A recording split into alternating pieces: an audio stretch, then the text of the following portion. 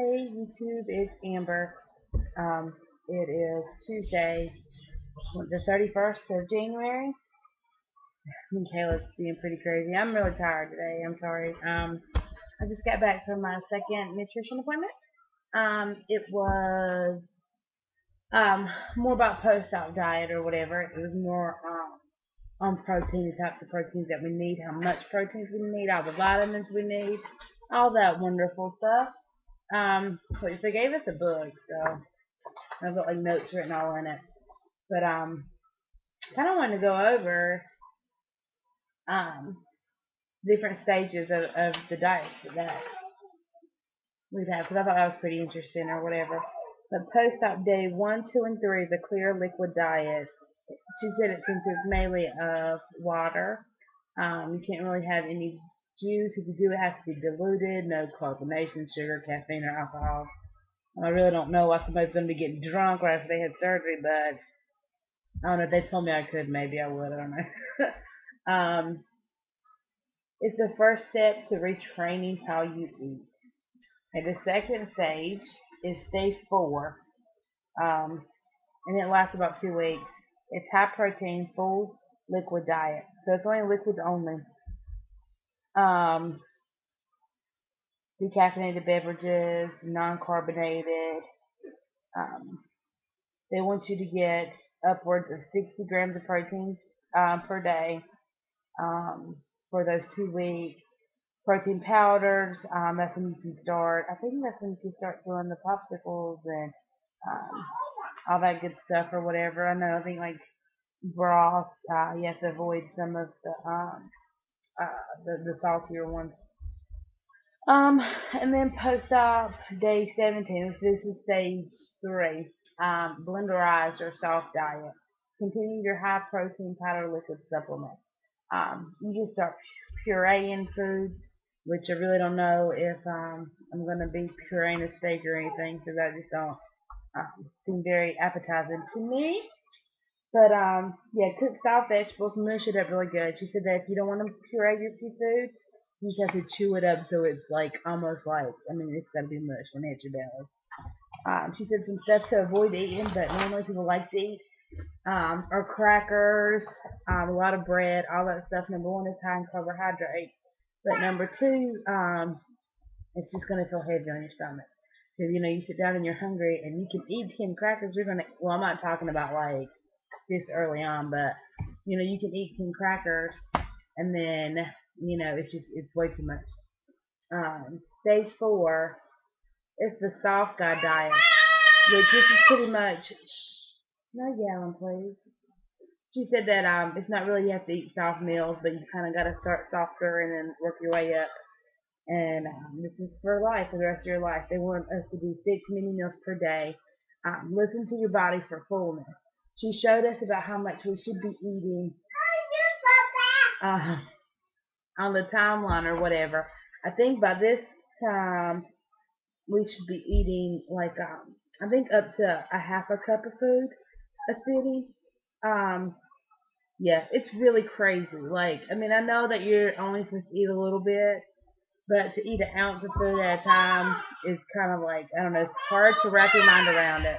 So I'm glad that I think that's why it takes so long to get all this stuff done is because they want you to kind of I guess just prepare your mind for it or whatever. Going out to eat and eating 2 or 3 bites of food and you're done and you have to sit there while everybody else is eating.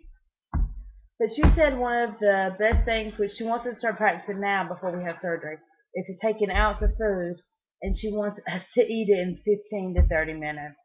Um, yeah, that seems really crazy to me to have like this much food and make it last that long. Um, but I guess it's better to eat slower.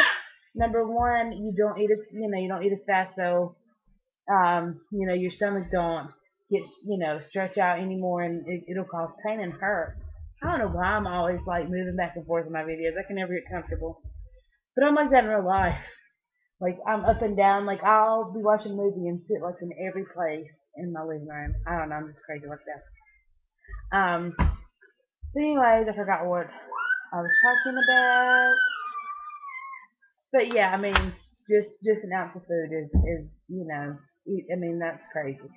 Um, but I know a lot of people who have had the surgery are like, they hated going out to eat with their families and stuff and eat a couple bites and being done. So I'm guessing that's why, the eating slower will really benefit you. Because that way, if you're still eating, you still have room if you're eating really slow to, at least you won't finish like way before everybody else finishes.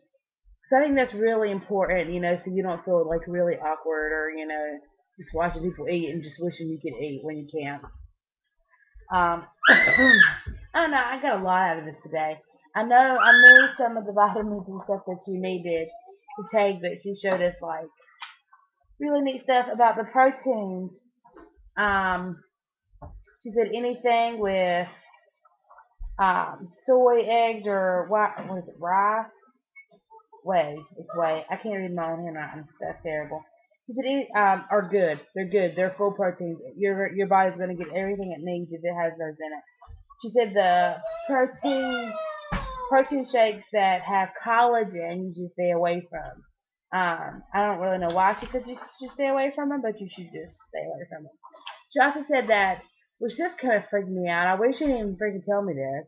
But she was talking about how a lot of protein shakes, like the big things, get recalled all the time because there's stuff in them that's like not FDA approved or that I can't remember how she worded it, but that's really bad for your body.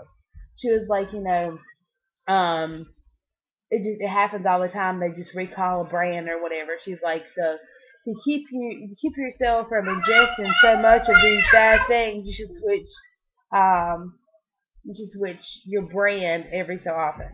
So now I'm like, really, you're gonna sit there and tell me to eat this stuff and then it might be bad for me?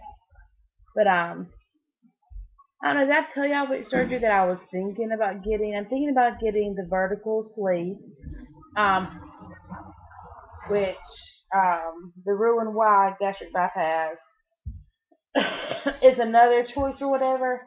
I really have to wait for the surgeon to kind of tell me what he thinks like would be better for me. I really just like the sleeve. They don't mess with your intestines. All they do is, your stomach's like this. They just cut the big old half of it. Your stomach's still like this.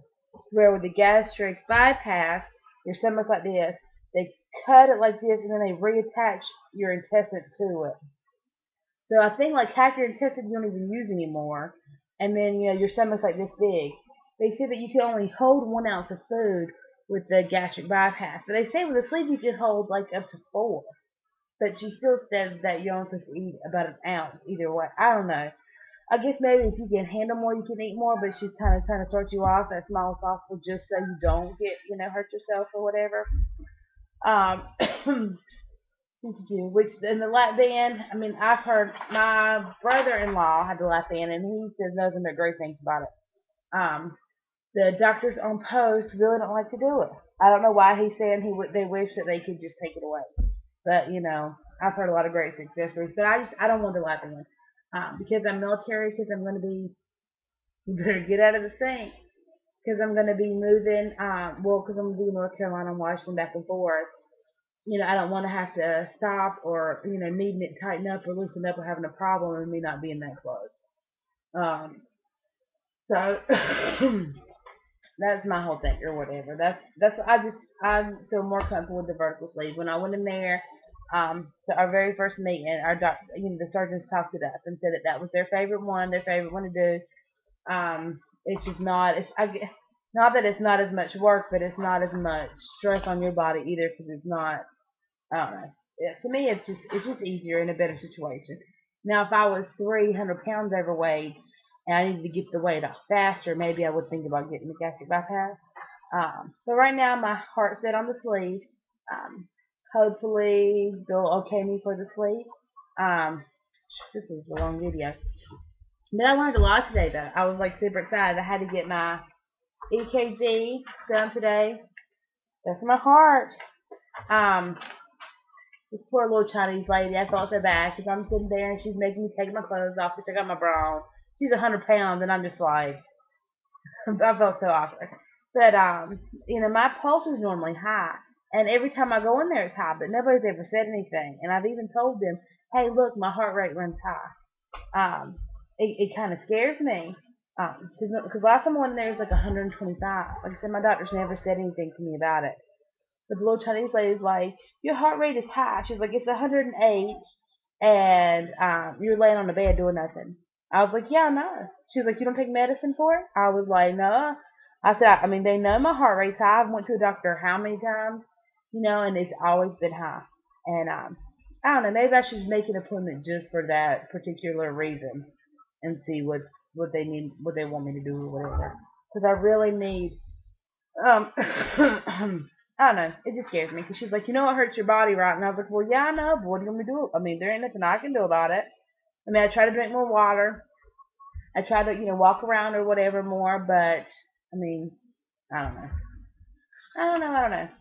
So yeah, I'm done with my appointments. Thank goodness. I have to. I'm gonna send her an email this afternoon, which is already 1 o'clock. Yeah. Later in the afternoon, hoping that she'll go ahead and see me without going to the meeting um, with everybody. But I totally forgot about it, and they're not having another meeting until the 7th. So then I'll have to wait to the 7th to go to the meeting, and then I have to turn around and wait um, another 30 days for my surgery. Which, I mean, it wouldn't be worst case scenario for me because I'm planning on having my surgery at the beginning of March anyway. I don't know. The sooner the better I get everything done, the better. Um, Alright, well, let me stop rambling on and on. There's a lot more I want to talk about, but I just want to go ahead and get off here because I'm tired. And my child is playing with crazy straw. She's so crazy. Oh, yeah, my hair's pink. Yeah, my roots, like you can see, my roots were terrible. I couldn't go out of the house today, so I was like, let me just throw some pink in there and it won't be as bad. But yeah, I think it looks okay. Alright, you guys have a great rest of the week, and I'll get back with y'all when I have something new. Hopefully she'll email me back today, and I can find out, if I can go ahead and start or not. But talk to you guys later. Bye.